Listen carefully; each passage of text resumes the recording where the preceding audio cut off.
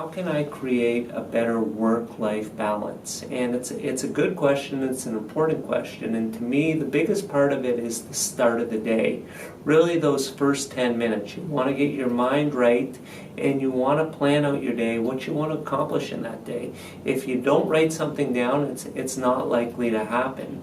And if you have your schedule in front of you, you can plan in all the things that are important to you. You can plan in your business goals for that day and your personal goals for that day. So if you have a certain number of business meetings that you want to make sure that you have that you're attending, or a certain number of calls that you're making, you put that into your planner, whether that's an electronic or paper planner, and you make sure that it's there. And the same thing with your personal goals. If you want to spend a certain amount of time with your family, build that in.